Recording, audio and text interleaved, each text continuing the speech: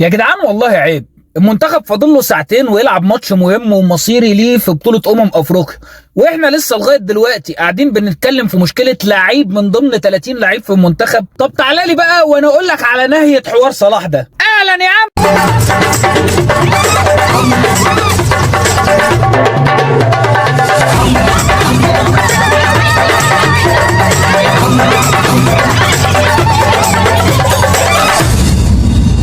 السلام عليكم حبايبي واخواتي جمهور القهوة، يا رب تكونوا بخير ويا رب اكون وحشتكم زي ما انتوا وحشتوني. قصة محمد صلاح وخروج محمد صلاح من المنتخب، ومحمد صلاح اللي ساب المنتخب، واتحاد الكرة اللي ملوش رأي وملوش شخصية. انا الخص لك الموضوع ده كله في نقطتين اتنين: موقف اتحاد الكرة وموقف محمد صلاح نفسه. بس قبل ما نبدأ كلام عايزك تصلي على سيدنا محمد عليه افضل الصلاة والسلام، وتدعم اخوك باللايك المتين، وما تنساش تعمل سبسكرايب للقناة وتفعل زر الجرس عشان نتابع مع بعض بطولة افريقيا ومشوار منتخبنا فيها. اما دلوقتي بقى فيلا بينا نخش في الموضوع على طول. نخش في الموضوع. النقطة الأولى في مشكلة محمد صلاح هي اتحاد الكورة وموقف اتحاد الكورة. بس أنا عشان أكلمك في موقف اتحاد الكورة وأبينه لك وأوضحه لك، أنا هحكي لك حكاية صغيرة كده حصلت عند جماعة جيراننا هنا جنبينا في المغرب العربي الشقيق. في نص شهر 12 اللي فات دوت في لعيب في المغرب اسمه نصير مزراوي. اللعيب ده بيلعب باك في نادي بايرن ميونخ. اللعيب ده اتصاب في نص شهر 12، فالجهاز الطبي لنادي بايرن ميونخ اعلن ان الاصابه بتاعت اللعيب ده هتاخد 6 اسابيع. 6 اسابيع من نص 12 يعني تقريبا هيرجع في اخر شهر واحد، وكده معناه ان اللعيب طبعا مش هيلحق افريقيا. كان الاتحاد المغربي والجهاز الفني المغربي لما جم اعلنوا القائمه بتاعت المنتخب المغربي، اعلنوا ان نصير مزراوي مطلوب في المنتخب ولازم يجي المعسكر بتاع المنتخب علشان يلعب كاس الافريقيه. طبعا اداره نادي بايرن ميونخ وتوماس توخيل ما عجبهمش الكلام دوت، وقالوا ان اللعيب مصاب هتاخدوه ليه؟ وكان رد الاتحاد المغربي عليهم سهل وسلس وبسيط قوي: نصير مزراوي زي ما هو لعيب معاكم هو لعيب معانا، زي ما هو ابنكم هو ابننا، زي ما يهمكم مصلحته وخايفين عليه احنا كمان يهمنا مصلحته وخايفين عليه. فاللعيب هيجي لنا المعسكر هنكشف عليه، لو لقينا انه مش هيلحق البطوله ومش هيقدر يلعب فيها هنخليه عندكم مش هنجيبه. لو لقينا انه ممكن يلحق يرجع ويشارك حتى لو في نص البطوله هيفضل معانا. لا بايرن ميونخ قدر يتكلم ولا توماس توخيل قدر يتكلم،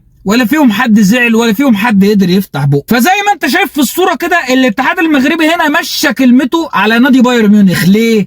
لان انا قلت الكلام ده قبل كده: الاتحاد المغربي فيه ناس رجاله، وفي رجاله بجد وشغالين بجد وخايفين على منتخبهم بجد وخايفين على بلدهم بجد، وشغالين لمصلحه بلدهم بس مش لمصالحهم الشخصيه. مش لمصالحهم الشخصيه، لا، شغالين عشان خاطر مصلحه المنتخب المغربي واتحاد الكره المغربي والرياضه والكره في المغرب فقط. نرجع بقى لاتحاد البوكسرز بتاعنا، مش اتحاد البوكسرز اللي هو اتحاد البوكس يعني، لا، اتحاد الكره بس البوكسرز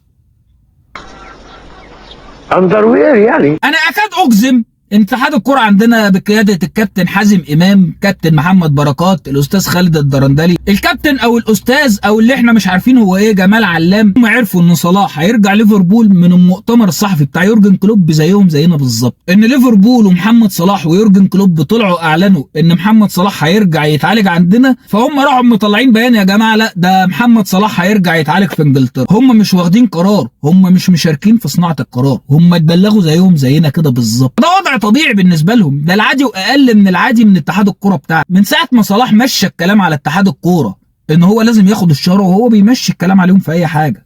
باشا الراجل ده بيجيب فلوس، الراجل ده بيجيب كاشات للمنتخب ولينا، مش هنكذب على بعض، كاشات للمنتخب ولينا.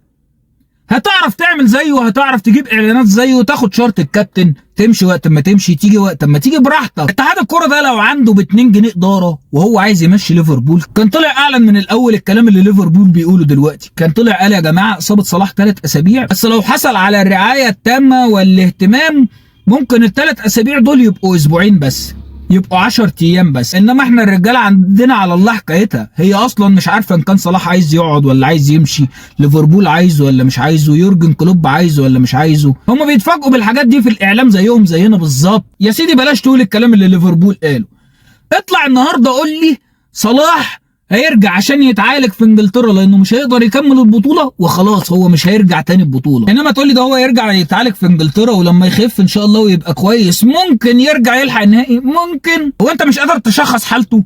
مش قادر تعرف اصابته دي هتقعد قد ايه، مش قادر تعالجه للدرجات دي. انت كاتحاد كوره مالكش عازه اللي بيقول لك يمين يمين واللي بيقول لك شمال شمال. بس انا زي ما قلت الكلام ده مش غريب عليكم، انتوا في حاجه واحده بس هي اللي بتجيبكم يمين وهي اللي بتجيبكم شمال، اظن انتوا عارفينها كويس. نخش بقى على الجزئيه الثانيه الا وهي جزئيه الكابتن محمد صلاح. ازيك يا صلاح؟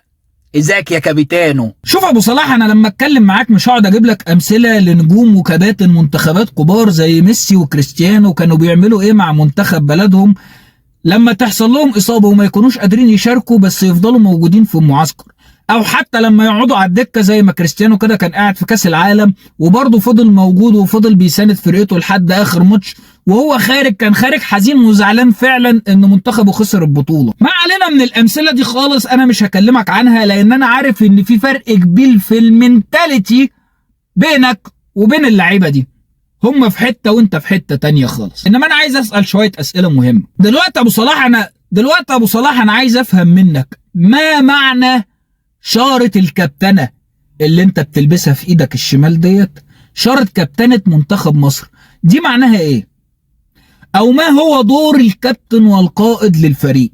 هل كابتن الفرقة ده دوره بس انه لما يكون موجود في الملعب هو اللي يتخانق مع الحكم ويتكلم مع الحكم في دي فاول ولا لا؟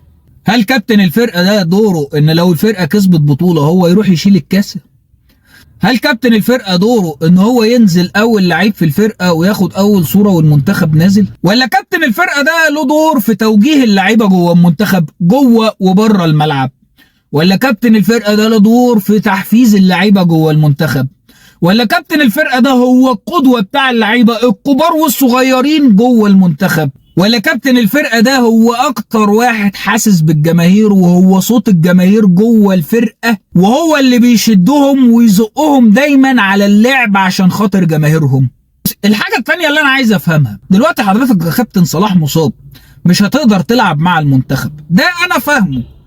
هل حضرتك هتقدر تلعب مع ليفربول؟ المفروض والواقع إنه لأ، أنت مش هتقدر تلعب مع ليفربول. طب حضرتك راجع ليفربول ليه؟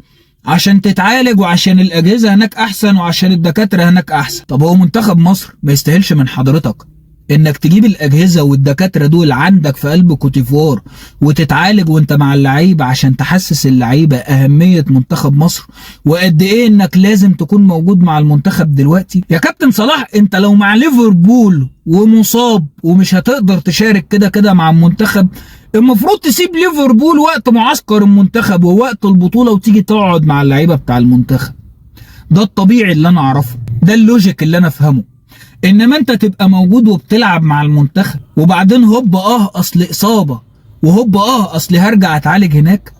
ايه يا كابتن في ايه؟ هي اجهزه ايه دي اللي موجوده في انجلترا وما نقدرش نطيرها من انجلترا نجيبها من منتخب؟ هي اجهزه ايه دي اللي موجوده في انجلترا وما نقدرش نطيرها نجيبها في كوتيفوار ولا في مصر ولا في الهند ولا في السند ولا في اي حته عشان نتعالج بيها؟ وبعدين انت مش رايح انجلترا تعمل قلب مفتوح يعني، ده انت كل الحكايه شد عضلي في الخلفيه. يا سيدي الاصابه كبيره، هات الاجهزه وتعالج وانت قاعد مع المنتخب. ده كان رايي في موضوع اتحاد الكوره والمنتخب وصلاح واللي عمله صلاح. بس انا دلوقتي عايز اقول كلمتين للجمهور، وكلمتين يمكن يوصلوا لكل الجمهور ويمكن ما يوصلوش لحد خالص ويمكن يوصلوا للعيبه ويمكن ما حدش يشوفهم اساسا، بس هما كلمتين في زوري. المنتخب لما خد 3 افريقيا ورا بعض خدهم من غير لعيبه محترفه، يعتبر من غير لعيبه محترفه كتير. اللعيب المحترف معانا ما بيفرقش، احنا اللي بيفرق معانا اللعيب الراجل. وان كان على اللعيبه الرجاله في المنتخب فالحمد لله المنتخب مليان رجاله. الشناوي راجل، حجازي راجل، منعم راجل، حمدي فتحي راجل، امام عاشور راجل، عمر مرموش وتريزيجيه رجاله، مصطفى فتحي وزيزو رجاله، ومصطفى محمد راجل. ازيدك من الشعر بقيت محمد النني راجل. محمد النني اللي احنا من اول البطوله قايمين نهزق فيه على مستواه اللي زي الزفت، لكن هو راجل. هو مش قادر يلعب ومش قادر يأدي، خلاص هو ظروفه كده ووضعه كده وانت اخترته غلط فخلاص، لكنه راجل واقف مع المنتخب بتاعه، ما قالش معلش اصل اروح اشوف الاكاديميه بتاعتي في انجلترا. لا، النني راجل بيحاول يطلع اللي عنده، حتى لو ما عندوش هو بيحاول يطلع اللي عنده. فاذا كان في واحد مشي فالحمد لله المنتخب مليان رجاله، والرجاله هتسد وانا متاكد ان هم هيموتوا نفسهم في الملعب لحد اخر نفس. المطلوب بقى مننا احنا كجماهير ان احنا ندعم الرجاله دي ونفضل واقفين ورا الرجاله الرجاله دي لحد اخر ثانيه في البطوله. ننسى القصه بتاعت اي حد خرج واي حد دخل واي حد بيدور على مصلحته واي حد بيدور على سبوبه ياكل منها عيش، ونركز على منتخبنا ودعم رجالتنا ومنتخبنا فقط. اما اي حد تاني فما يستاهلش كلام عليه اكتر من اللي اتقال. ده كان رايي في مشكله صلاح اللي حصلت، وان شاء الله مش هفتح الموضوع ده تاني، لكن يهمني ان انا اسمع ارائكم في الكومنتات، ويهمني كمان اشتراكك معايا في القناه عشان تقدر تتابع معايا منتخب مصر ونشوف مشوار منتخب مصر باذن الله في بطوله افريقيا. ويهمني كمان انك اوعى تنسى اللايك والشير، واشوفك بخير.